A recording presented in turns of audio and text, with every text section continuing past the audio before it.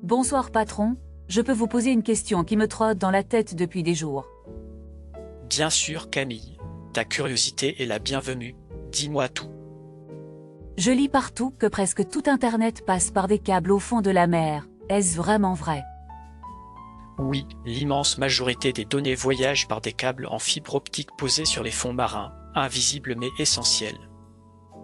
Je croyais que les satellites faisaient tout le travail, alors pourquoi s'embêter avec des câbles?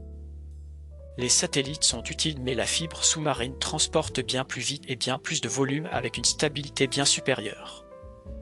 Donc si un câble casse, est-ce que la moitié du monde se coupe d'un coup? En général, le trafic est rerouté vers d'autres câbles mais la latence augmente et certains services peuvent ralentir fortement.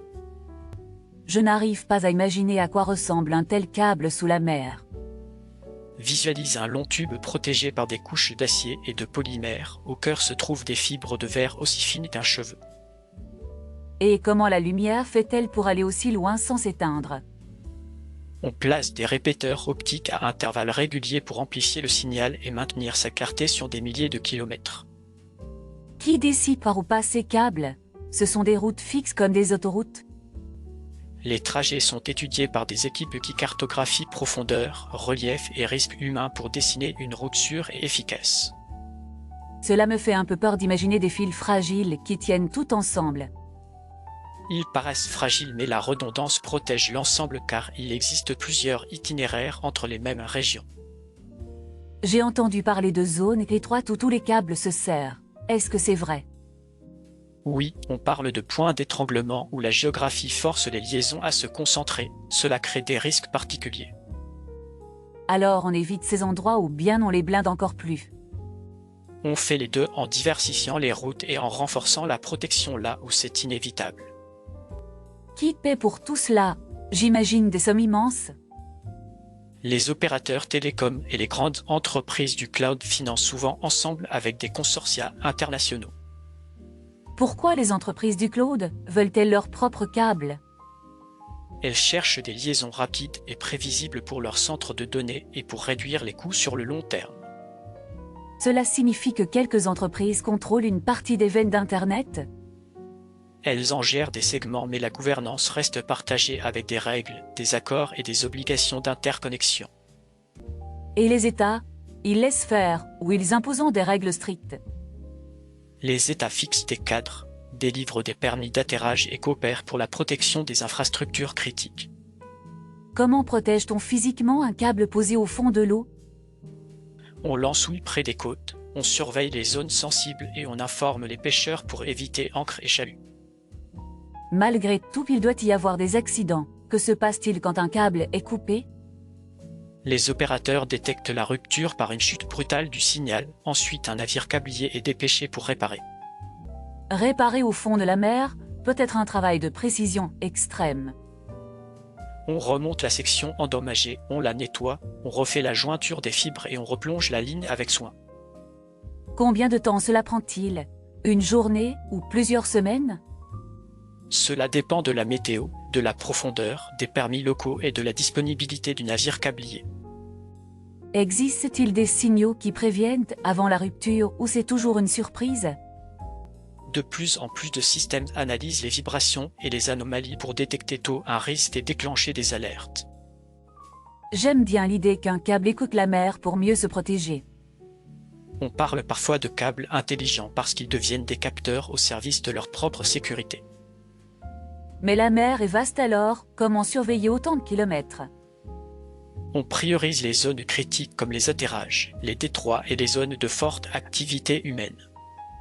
Qui décide qu'un endroit est critique? Ce sont les ingénieurs ou ce sont les autorités?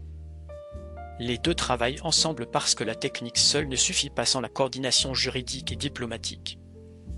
Je me demande ce qui rend une route plus rapide qu'une autre à part la distance.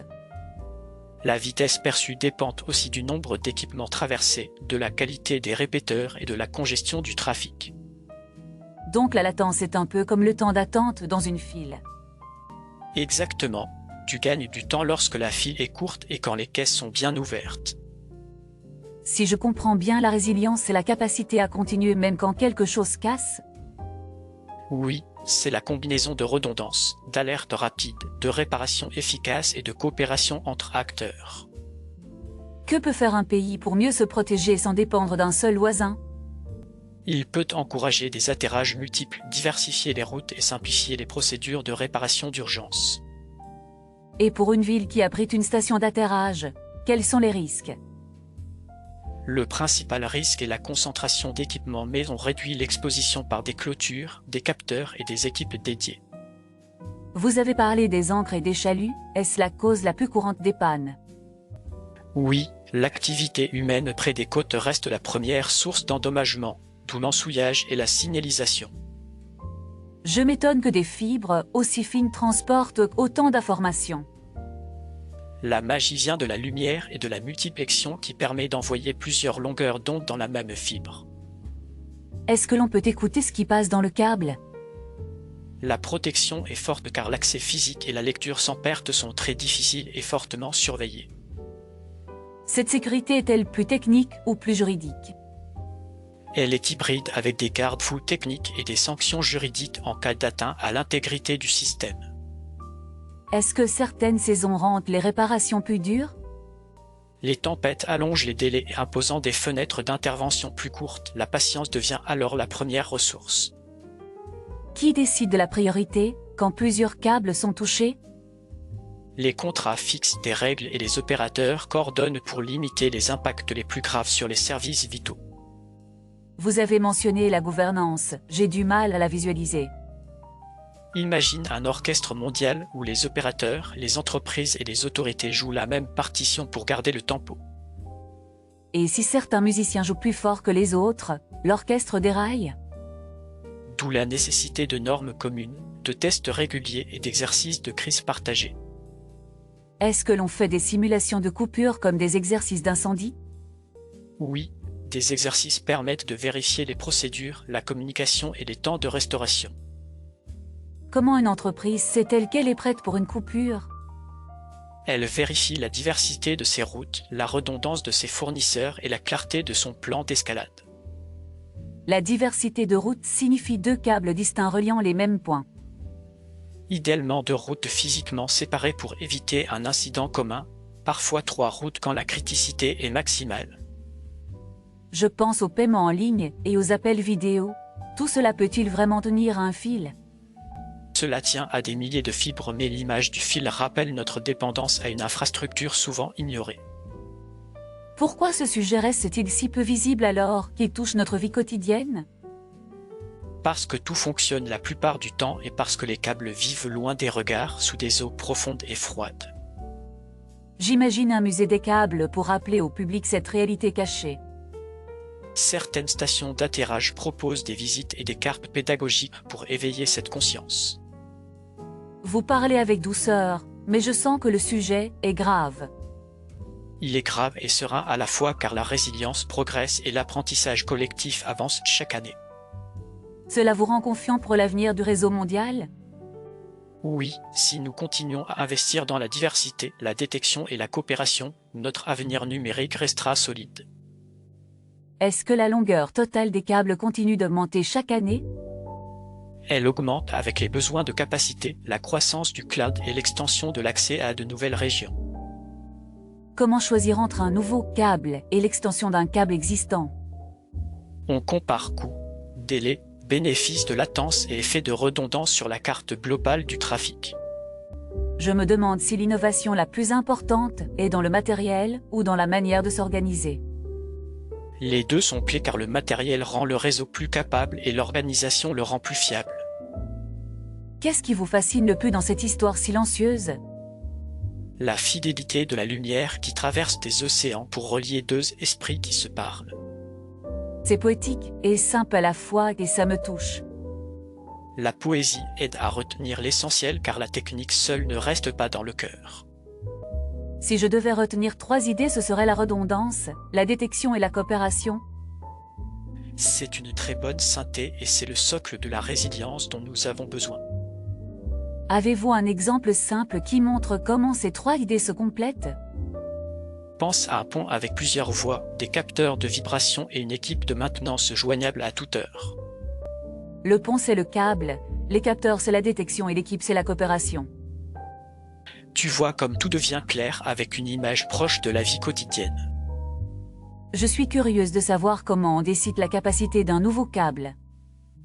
On projette la demande, on anticipe la croissance des services et on choisit un nombre de paires de fibres et de répéteurs en conséquence. Est-ce que la lumière change selon l'usage, vidéo, message ou appel? Non, la lumière transporte des paquets de données et les équipements en amont et en aval gèrent les usages. Je vois alors pourquoi on parle d'autoroute de l'information. Tout circule et la route elle-même reste neutre.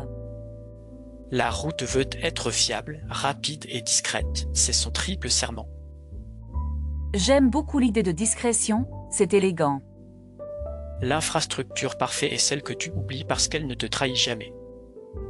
Quand je bois mon gingembre, je me dis que chaque bulle est un paquet de données pressées d'arriver. Belle image mais garde en tête que les câbles préfèrent les flux continus à la mousse passagère. Vous avez un sens de l'humour très calme, ça me rassure. L'humour calme aide à apprendre sans tension et à retenir sans crainte. Est-ce que des écoles forment des spécialistes des câbles? Oui, certains cursus marins, optiques et de génie des réseaux mènent à ces métiers et les consortia accueillent des profils variés. Les métiers doivent être exigeants et passionnants, j'imagine des saisons en mer et des nuits d'analyse. C'est une vie d'équipe avec des missions techniques et un sens du service public très fort. Quand vous dites service public, je pense à l'idée de bien commun. Cette idée est centrale car l'infrastructure soutient l'éducation, la santé, l'art et les liens humains de tous les jours. Vous me donnez envie de protéger ces câbles, comme on protège une bibliothèque. C'est une belle comparaison car chaque fibre transporte des histoires vivantes et des mots précieux. Si l'on devait parler à un adolescent, comment lui expliqueriez-vous l'importance de ces câbles? Je dirais que son jeu, ses amis, ses cours et ses rêves passent par une lumière qui court sous la mer et que nous devons en prendre soin. Je crois qu'il comprendrait car la lumière sous la mer fait rêver. Et quand le rêve et la technique se donnent la main, l'apprentissage devient naturel. Je me demande si la cartographie publique des câbles ne crée pas un risque. La transparence est limitée aux grandes lignes et les détails sensibles restent protégés pour ne pas exposer les points faibles. Est-ce que chaque pays veut sa propre carte, ou bien existe-t-il une vue commune? Il existe des cartes publiques et des référentiels partagés, mais la coordination se fait surtout par projet. La mer relie et sépare à la fois, c'est un paradoxe que j'aime.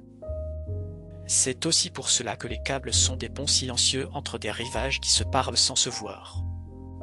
Je songe à la météo, est-ce que les câbles craignent la foudre? Les coups de foudre n'atteignent pas les profondeurs mais les installations terrestres sont protégées par des systèmes adaptés. Quand plusieurs pays sont impliqués, les règles ne se contredisent-elles pas? Les accords prévoient des mécanismes pour résoudre les conflits et lisser les différences de législation. Si un navire veut réparer, peut-il agir tout de suite?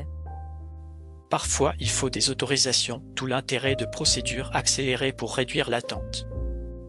Est-ce que l'on stocke des pièces de rechange près des zones sensibles? Oui, des entrepôts stratégiques conservent segments, répéteurs et équipements pour gagner de précieuses heures. Je me sens plus à l'aise avec ce monde invisible maintenant. C'est une bonne nouvelle car la conscience est la première protection du bien commun. J'aimerais raconter cela à des amis, sans entrer dans des détails trop techniques. Dis-leur que la planète parle par des fils de lumière et que notre responsabilité est de garder ses voies ouvertes. Et si vos amis demandent comment aider, que puis-je répondre? Qu'ils soutiennent l'éducation numérique, les métiers techniques et la demande de diversité d'itinéraires. Avez-vous vu une dernière image pour graver tout cela dans ma mémoire? Imagine une ville la nuit avec des avenues bien éclairées qui ne s'arrêtent jamais et qui empêchent la solitude des quartiers. Cette ville, ce sont les câbles et la lumière qui ne dort pas. Oui, et nos messages sont les passants qui se croient avec douceur.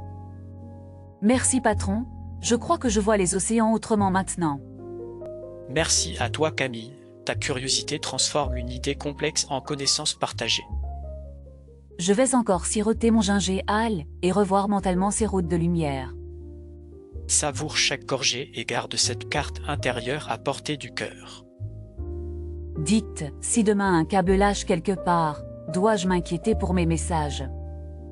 Tu ressentiras peut-être un peu de lenteur, mais l'ensemble tiendra grâce à la redondance bien pensée. Cette redondance est votre refrain préféré, et je comprends pourquoi. Un beau refrain protège la chanson contre les silences inattendus. Je me sens plus sereine, et en même temps plus curieuse, c'est une sensation agréable. C'est la meilleure posture pour apprendre et pour prendre soin de ce qui nous relie. Quand je regarderai la mer, je penserai aux ingénieurs et aux marins qui veillent. Et tu penseras aussi aux enseignants et aux techniciens qui expliquent et qui réparent les liens sociaux. Vous avez une façon de relier tout cela à la vie de tous les jours. Parce qu'Internet n'est pas une machine lointaine, c'est une conversation continue entre des personnes qui s'estiment. Je me dis que ma boisson a le même esprit, elle pétille comme une conversation. Et elle garde la tête froide comme la mer profonde. Patron, si un jour je veux travailler dans ce domaine, par quoi commencer? Commence par la curiosité, continue par des bases de réseau et de fibres, ajoute une culture maritime et garde l'esprit d'équipe. L'esprit d'équipe revient souvent dans vos mots. Les câbles se posent à plusieurs mains et se protègent par une confiance qui se cultive. Un jour j'aimerais visiter une station d'atterrage pour voir la naissance d'une route de lumière. Tu y verrais des équipements sobres et des personnes patientes. C'est un théâtre discret et essentiel. Je crois que l'on a fait un beau tour, et je vous remercie pour la clarté. Merci à toi pour l'écoute. La clarté se nourrit de questions simples et d'un regard sincère. Je vais finir mon gingembre et rentrer avec des images plein la tête. Bonne nuit Camille, et emporte avec toi l'idée que les liens bien faits rendent le monde plus doux. Que la route soit calme et que la lumière te tienne compagnie jusqu'à la porte. Merci patron, et merci pour cette façon tranquille de parler des choses sérieuses. Reviens quand tu veux, la curiosité est ici une invitée permanente. Je reviendrai avec d'autres questions parce que cette mer de verre me fascine maintenant. La porte restera ouverte et la carte du fond marin n'attend que tes prochains chemins. Bonne nuit patron, je vous laisse fermer en paix, et je garde le goût de la lumière. Bonne nuit Camille, que tes pas restent légers et que tes idées restent claires. Bon, il se fait tard, et je devrais rentrer. Mince, je viens de réaliser que j'ai oublié mon portefeuille à la maison. Je suis vraiment embêtée, et je ne sais pas comment régler mon gingembre. Excusez-moi, vous qui êtes assis là depuis tout à l'heure, pourriez-vous m'offrir mon gingembre? Je sais que vous avez écouté notre conversation avec attention, et si cela vous a été utile, j'aimerais beaucoup votre aide. Merci infiniment, vous êtes adorable. Pour la contribution, vous pouvez utiliser le code cœur en bas à droite de la vidéo ou le lien dans la description. Profitez-en pour mettre un like, vous abonner et laisser un commentaire, cela m'aide plus que vous ne l'imaginez. Dans la description, vous trouverez aussi des liens vers d'autres séries, très différents qui pourraient vous plaire. Merci encore pour votre gentillesse et bonne nuit, à très bientôt.